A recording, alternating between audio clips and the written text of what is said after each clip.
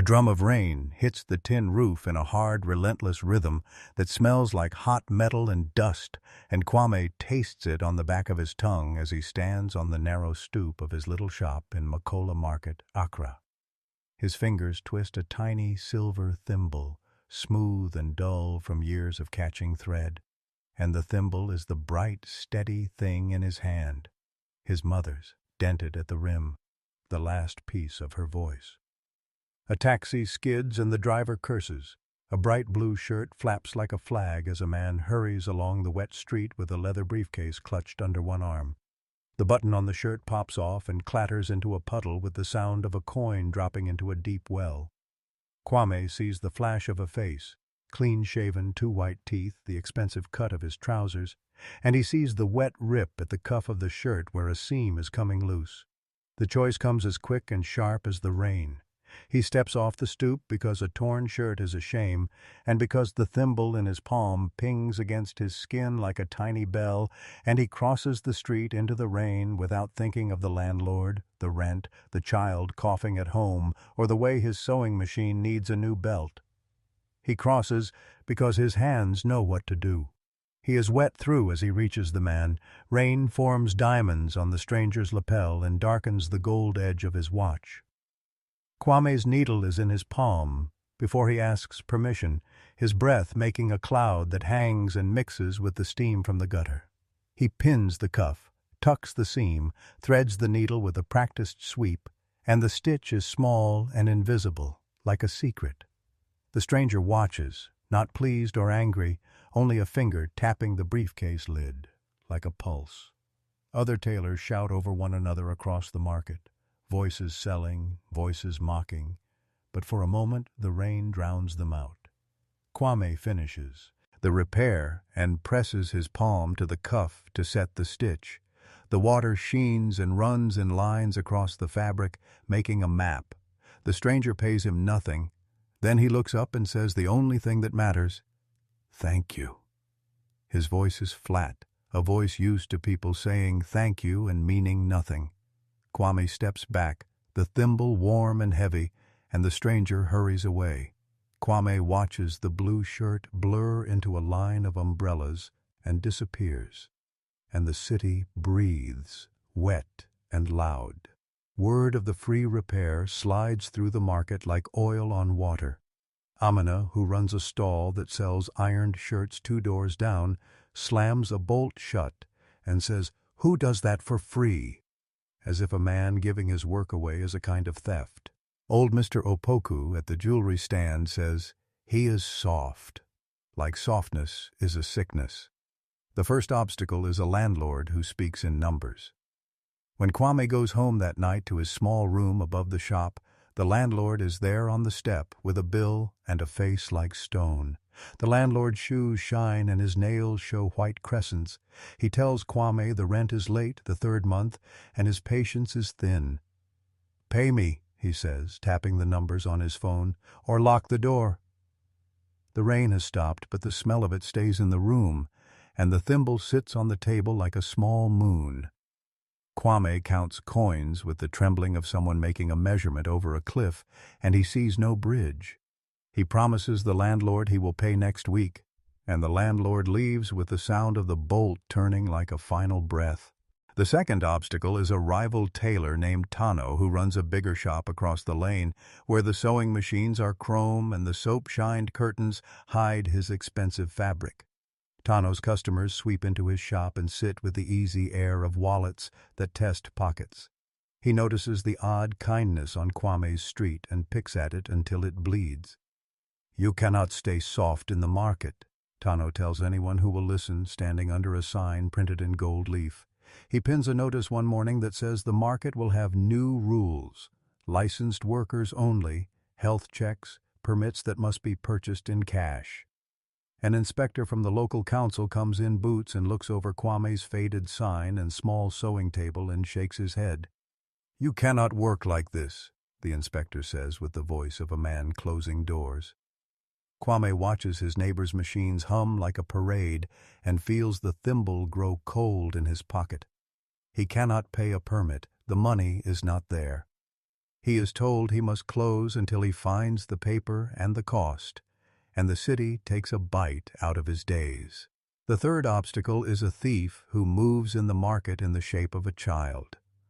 One afternoon, while Kwame is mending the sleeve of an elderly woman's dress, a boy slips in through the narrow gap by the door and takes the small wooden sign that reads, "Kwame's Stitch." It is only wood and paint, but it looks like a name, and losing it is like losing a voice. Kwame chases the boy through alleys that smell of stew and diesel. He catches the boy near a stack of crates and finds his fingers on the splintered edge of the sign. He takes back the wood and the boy's eyes are two wet marbles that look like mirrors. The boy says, "My mother is hungry." Kwame's hands tremble. He brings the boy meat from his own pot and gives him thread and a spool to hold, and the child leaves with the sign tied to his back, like a sail. The charity earns Kwame a new set of enemies who call him soft, and a small army of grateful that bend under his orders. Each good act puts another demand on his time and his pockets, and everything he does seems to widen the list of what he must do. The fourth obstacle grows like a shadow from an old wound. Someone from a textile mill in Tema shows up with a brochure and numbers, promising a new supply chain and a contract. The man wears a pin of a spinning wheel and smiles in a way that shows he sees yarn as currency. "And supply fabric at a better price," he says, and he hands Kwame a glossy card. The card smells of fresh ink and thin paper and hope, and Kwame thinks of better thread and a new belt for his sewing machine. But when he asks other tailors about the mill, whispers crawl like ants. There are stories about villages displaced to make room for the factory, about houses that burnt, about farmers who were told to leave their land. Those tales flick in the market like tongues. Kwame starts to stitch with a new, uneasy rhythm, wondering if the contract would mean better days or the selling of someone else's nights. He sits under the fan and thinks of his mother's thimble, how small it looks against every big machine. Days pass and the small repair that started with a button unravels into a thread of rumor across the city. Someone posts a clip on a shaky phone of Kwame fixing the blue shirt for free, and the video spreads like a smell. People clap in comments and send heart emojis. They call him the kind Tailor of Makola, and the clip reaches a channel in Johannesburg where a glossy man watches it in a high-rise office while his assistant brews coffee. The man is Seifu Mbatha, and when his client scrolls the clip across his desk, he pauses with a hand at his cheek, because the cuff he sees in that video is like a memory. Seifu is a billionaire who owns a chain of clothing stores across the continent and a textile mill with chimneys that look like a row of sleeping giants. He has money stacked in boxes and names on bills that make rivers of men kneel and call him savior. He is also a man who knows the shape of fabric and the weight of a button. He calls the office in Accra, and someone pushes a ticket across a desk, and a car is sent into the rain. At the midline of the market story, everything flips. Kwame is sweeping up a pile of offcuts when a deep black car eases into the street, and the driver leans into the rain to take his umbrella. Seifu steps out like a man who belongs to the whole continent. His suit has the faint smell of air travel and new wood polish, and he is larger than the market square with his presence. He walks into Kwame's shop without announcement and unbuttons his cuff with the slow, practiced motion of a man opening a safe. His shirt bears a tiny tear that looks like a second heartbeat over his wrist, and inside the lining is stitched a small patch of fabric from a village color, green and brown, the pattern of a rural market. Kwame recognizes the fabric's weave because once, when he is a boy, he watched a truck pass his village with the same cloth labeled Tema Tea, Textiles. He feels a cold that is not rain crawl into his spine. Seifu smiles and remembers the video in a way that sounds like pleasure. "You repaired my shirt," he says, and the words land between them like coins. Then Seifu speaks of the mill in a way that makes Kwame's hands want to stop threading needles. "We need skilled tailors," Seifu says, and there is a line after his smile where his teeth show like bright stones. He offers money, a proposal to buy Kwame's little stall, to give him new machines, to put his name on a plaque and make a short piece in a glossy magazine. He offers the payoff that solves the landlord's numbers and the loss sign and the child's hunger. But when Kwame mentions the stories of evicted villages, the chimney smoke, Seifu shifts and his eyes cool. "Those are old problems," he says, like he is pushing the past into a pocket and closing it. Then his voice is sharpened with a truth that drops the world heavy. His factories did clear villages to build rooms for spindles, and his board had signed papers that moved people like chess pieces. The patch in the shirt lining is a fragment of a village shawl taken as sample. Kwame sees his mother's thimble in his mind and realizes he mended the shirt of the man who helped break parts of the land he loves. The kindness he offered a stranger is the same hand that might, if he accepts, extend the power that wounded others. The twist is a knife.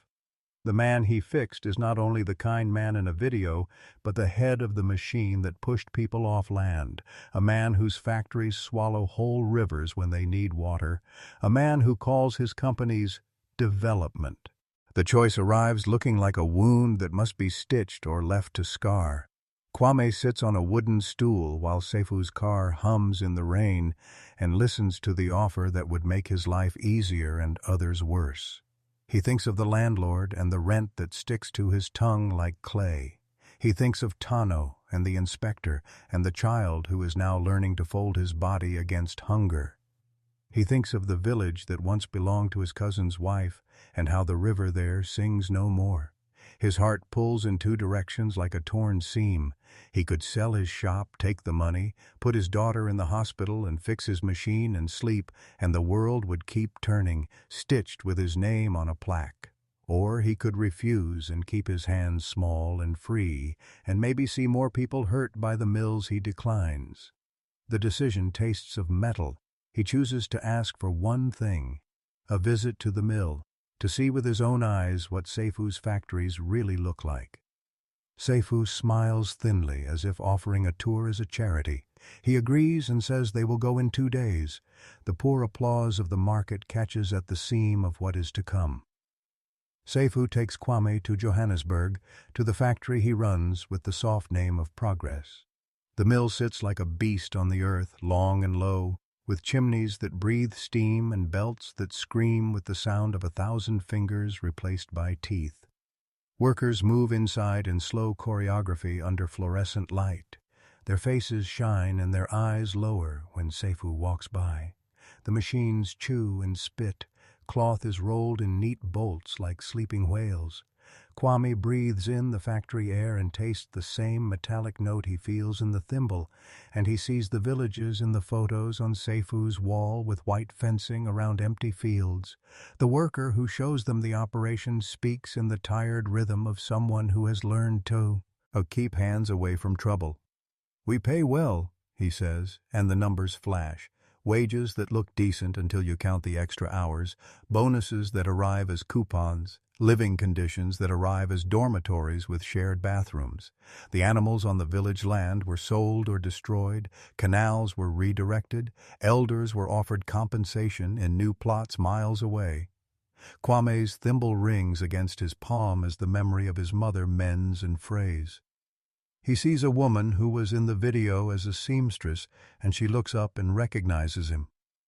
Her face is flat and her eyes shine. "You fixed my neighbor's blouse last month," she says, and it hurts, like a small thing. The crisis breaks at the point where the choice can no longer be postponed. Kwame's daughter, Amma, coughs, and the cough is a low rattle that lives in the edges of the house. The money he could receive from Seifu buys medicine and a few good nights of sleep.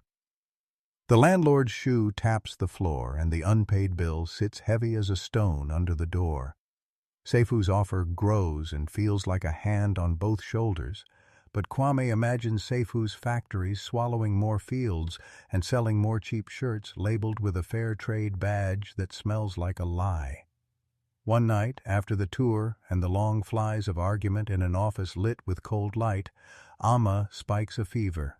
Kwame sits at the bedside and holds her thin hand while the medicine clinks in a bottle on the table. He hears Seifu's voice like a distant storm, offering the cure to his immediate pain in exchange for his name.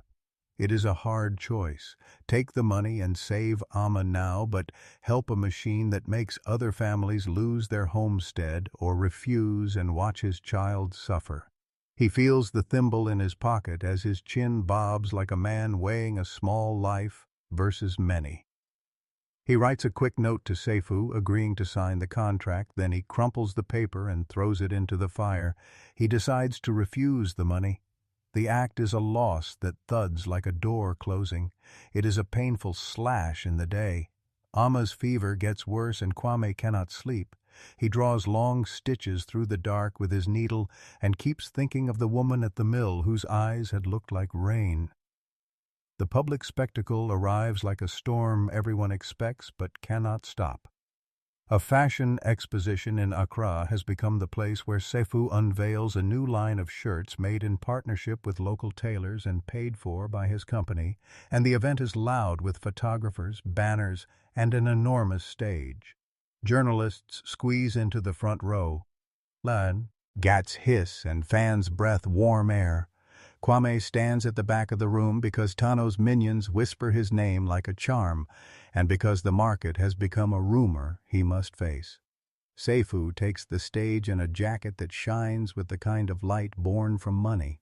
He tells the audience about empowerment and about creating jobs, and his voice slides over them like warm water.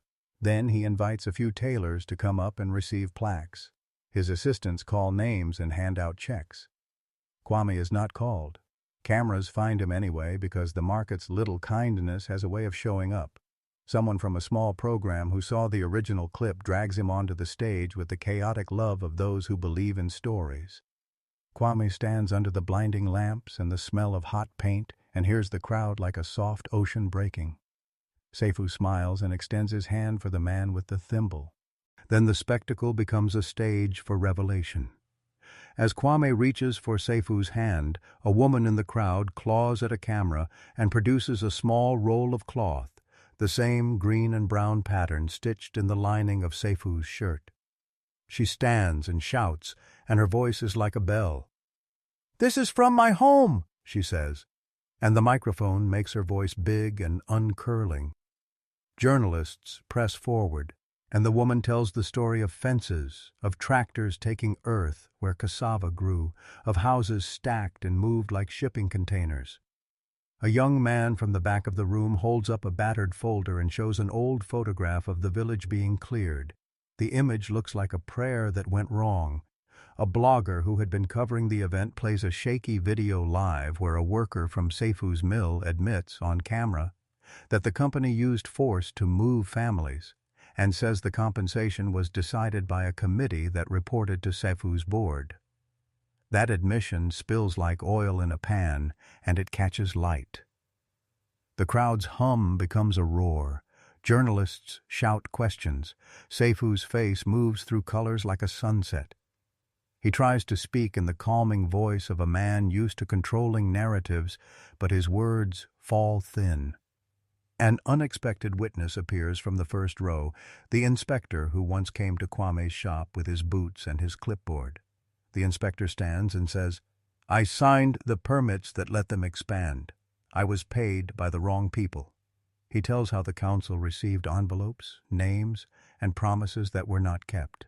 The microphones pick up his confession, and the video that the blogger plays shows the exact envelope with the council seal. The room is caught in a sudden clear light. Seifu's assistants shuffle papers and call lawyers, but the press clamps on to the story. A board member in the front row stands and demands answers. The cameras are merciless. In the middle of the swirl, Kwame feels vindication and a grief that tastes like metal.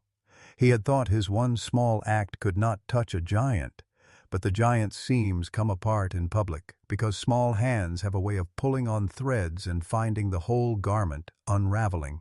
Tano, who had tried to push Kwame out, now stands with his mouth closed. His influence does not hold because the crowd prefers truth to petty power. Seifu is stripped of his projected grace. The board meets, and in 3 days, the newspapers announce an inquiry. The inspector who took envelopes is suspended. The minister who once smiled into a camera at a ribbon cutting appears on the front page with fingers stained by scandal. There is an audible ripping sound in 100 offices as the curtain drops, and Seifu is asked to step down from a committee that once offered him untouchable status. Public spectacle is complete when a small television channel runs a piece showing the woman from the village standing in front of a mound of earth that used to be her garden, and the camera lingers on her hands that are wrapped like someone playing with rope. People in the expo place call for reform, for restitution, for answers. The unexpected witness is a child from the village who had snuck into the city and recognized the weave of the shirt. He points at Seifu and says, "He took our land." The words are short, and they hit like a bell. The antagonist, Seifu, who had once been able to move mountains with signatures, finds himself suddenly small. The aftermath is a kind of dirty victory. An inquiry is launched, and Seifu steps down from the directorship of the mill. A new committee is formed with community representatives and a promise to re-examine how compensation was handled. The council inspector faces a hearing and pays fines, and his certification is reviewed. Newspapers write long pieces, and Kwame's face is in the middle of the pages, and sometimes he feels like a man wearing someone else's shoes.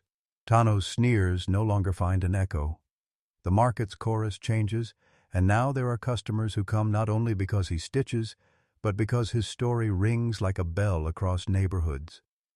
But the victory is slow to heal personal wounds. Seifu's money has moved. Other companies see openings, and some still try to buy land the same way. The village does not come back because Earth, once taken, does not remember everyone. There are protests and crowds and court dates that feel like the grinding of stones. Kwame is honored at a gathering where people give him a plaque made of wood, and he receives letters from women in villages asking for help to sew community labels into their goods so they can sell for themselves. He tells them to come to the market, and some do, and his shop fills with quiet laughter and the clack of needles.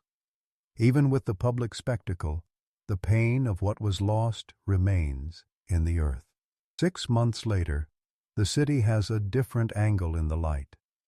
Kwame walks into his shop, and the thimble on his palm is warm as a coin, fresh from a pocket because he has been using it every day. He has not taken Seifu's money. Instead, the market tailors form a small cooperative. With tiny loans from a community fund started by donations after the exposé, they buy a second-hand sewing machine and share the rent. The landlord sees the place filled with more customers, and the unpaid months are a memory, like a orm washed clean at the end. Tano comes by, hat in hand, and offers what passes for an apology. They exchange a curt nod and stitch a patch onto the market of something like peace. The village woman from the mill starts a sewing circle at the cooperative.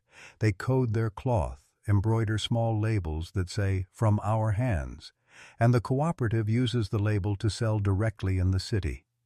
People buy the shirts and praise the stitch and the story that goes with them. The inspector is convicted of taking bribes, and the council passes a new rule. Any large development must include a community council and binding compensation plans. The mill hires a few skilled tailors on a proper contract and opens a small training center. The board removes Seifu's name from one of the philanthropic committees and replaces it with people from the villages. It is not perfect, but it is work being done. On market days, Kwame sits at the front with a cup of tea and a small wooden sign that now reads, "Kwame's Stitch Cooperative," painted by the boy he once gave food to. The boy is now a young man, and he puts the kettle on and calls out for customers with a strong voice. Amma runs around with other children and coughs less. The doctor says her lungs are healing because she had medicine and rest and warm food. The thimble is kept in a small cup by the window where it catches the light and glints like the promise of a small star. Sometimes Seifu's name appears in the news as he starts a campaign to fund better remediation and community development, but he must answer to new boards and new voices now because he loses the power to make decisions alone. Kwame still mends anyone who walks in, even those who once sneered at him, and he charges fair prices so the cooperative can grow. The fabric they sell has a new label, sewn in with a steady stitch that honors both the city's taste and the village's work. When customers ask about the label, Kwame tells them the story of a blue shirt in the rain and a thimble that belonged to his mother. He keeps the thimble because it is more than metal. It is the proof that small things matter. There is a new rhythm in the market, and sometimes at night when the shop lights go out and the city calms, Kwame sits at the small wooden table and feels the thimble cool against his skin. He thinks of the day he stepped into the rain and chose to do a small kindness with no expectation of reward. He thinks of the man with the blue shirt and how a single cuff carried a story of cities and villages and money. He thinks of the child's hungry eyes and the way the village women's hands work fabric into reputations and cash. The market keeps changing, and sometimes the change is hard and slow, but the thimble sits steady and the stitch holds. Moral: a single act of kindness can pull at the thread of a vast garment and reveal both harm and hope. Do you believe small acts can change larger systems? If this story warmed your heart, please like, share, and subscribe to hear more true tales from across Africa every week. Thank you. 2 weeks later, the dawn air in Makola tastes of rain that never quite dries, and Kwame steps into his workshop with the thimble warm against his palm, the little coiled heartbeat of a mother's voice pressed into metal, and a voicemail buzzing on the shop radio about a public hearing that could either lift them into a new floor of lights or push them back into the shade of the stall next door. The envelope in his pocket carries the seal of a fund that wants to hear their story, and he feels the weight of every afternoon when a cloud of students and customers would swirl around his bench like a family of small boats. And now the room feels bigger, the chants larger, and his hands tremble only a little as he tells Amma that something is moving, something that could heal or wound in the same breath. The market hums outside, danfo horns carving the morning, and he notices the way the rain has left streaks on the sign that now reads Kwame's Stitch, Cooperative, a word that sounds soft and stubborn at once, as if the letters themselves want to hold up a roof over more heads than his own. And he wonders if he has the right to ask for a louder voice when the landlord's bills still bear down like a drum beat on a drum they cannot mute. And yet the thimble feels like a talisman when a courier arrives with a package that contains a formal invitation to testify at the City Hall hearing, a word that could seal or cut, and he pockets it, breathing through the fear that his kindness might be mistaken as weakness while the crowd downstairs rehearses its new anthem for a market that finally believes in itself. In the thread of his thoughts, a single name surfaces and settles there like a coin pressed into a palm: Mawu Adam, a formidable figure whispered to be a benevolent CEO witness with a quiet fortune and a louder conscience, someone whose generosity is known only in corners where, too, his city's poorest stories begin and end, and Kwame's breath slows enough to ask himself if this could be the hand that steadies the loom without tying it to a machine that takes more than it gives. The day's corridor of tasks stretches before him, gathering the cooperative's minutes, organizing a training circle that would teach younger tailors to weave not just fabric, but fair contracts, meeting with the village women to design a label that says, "From our hands," in bold letters, planning a visit to the satellite dormitories where newly hired workers rest between shifts, and all the while listening for the distant thunder of a city that smells of new money and old ghosts. When the first sign of the interval cracks through the fabric of ordinary morning, a public invitation that asks Kwame to stand at a podium not for charity, but for accountability, and the question that gnaws at him is not whether he can speak, but whether his voice will carry as far as the thimble's clock-like ping in his pocket. A hush passes through the room as if the city itself leans in. And in that hush, a figure steps forward from the back rows, not tall in pomp but steady in purpose, and the crowd recognizes her instantly as Mawu Adam, the CEO whose name has circulated in rumors like a bright thread. She is not here to praise Seifu or to pretend the market has no sins, but to tell the truth in a way that can be weighed and measured, and when she speaks, her words fall with the weight of a promise. She has watched from the wings of industry for years. She has seen wealth move like a tide and leave after it, and she has chosen to anchor a portion of her fortune to the slow, stubborn work of weaving fair lives into the city's common cloth. She announces a fund, not a charity, but a structural investment in the cooperative, 2 sewing machines, a small training center, an oversight committee with community voices, and a guaranteed buyer's contract that will pay honest wages for real hours, all tied to transparent reporting and village-sourced materials. Yet even as she speaks, Kwame feels a tremor in the room, a ripple that travels from the back to the front. The billionaire is here, but the room is not simply watching a miracle occur. It is watching a power shift unfold, and in that shift the crowd must read not only the numbers on a page, but the ethics behind them. And he asks himself if this is the moment when his own act of kindness must grow into a shared responsibility that shrinks the gap rather than glossing it over. The immediate stakes sharpen as a chorus of questions erupts from the press and the balcony, questions about land, about restitution, about who profits from the new arrangement, and Mawu's eyes lock with Kwame's for a heartbeat, as if to say, "This is not charity, this is stewardship." And in that moment, the interval's truth lands like a stone thrown into a still pond. The whispered rumor that the anonymous donor was not a single benefactor, but a coalition of small investors who believed in the cooperative's model enough to risk their names in public, and Kwame realizes that the act of refusing Seifu's money did not erase the debt owed to the land or the people who lost it, but it did begin a conversation that could transform the city's supply chain from the inside out.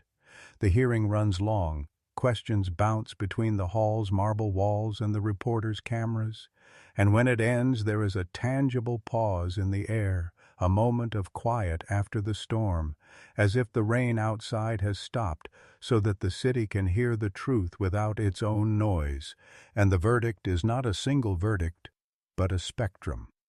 Seifu's influence is checked. A new governance model is planted, and the cooperative will grow in a circle of transparency that includes the very villagers who once stood at the edge of the market's wind. The family's breath comes back to life in Kwam's room that night as Amma sleeps a little easier, and the thimble in his pocket seems to glow with a new light, and he repeats the question aloud, not to tempt fate but to remind himself what kind of man he intends to be in the days when the loom will need more hands than a single heartbeat can supply. And he smiles at the thought of the little sign he once chased through the crates now hung above the doorway as a badge of communal ownership. The interval's beat lands again in his chest with a final quiet thud, reminding him that the stitch is not a single thread, but a living pattern now shared by many hands. The city that once taught him to fear the rent and the bill is learning to listen, and the thimble's glow becomes a small star perched on the edge of the workshop's window, promising that even in shadows there can be a dawn, and that dawn is not a gift from above, but a choice made by people who remember that kindness a little and courage a lot can redraw maps and mend the earth with patient, durable stitch. Kwame's eyes lift to the ceiling where the fan spins and the generator hums, and he thinks of the old village, the village whose people now sew their own futures into cloth, and of the girls who will learn to cut with conscience, and of the boy who once stole a sign and now helps carry meters of fabric to the cooperative's growing shelves, and he knows the interval's final truth. The wealth gaps exist, but so do the gaps closed by the smallest acts when brave hearts decide to share them. And the last image in his mind is of the thimble, resting in the cup by the window, catching the light as if to remind him that every good thing begins with a careful stitch, and a word spoken for those who cannot yet speak. And the next scene is ready to unfold. The cooperative will sign the contract, the village will gain a voice at the table, and Kwame will continue to mend not only sleeves, but a city's trust, until the day when the wall between market and village dissolves completely into a single threadbare living garment.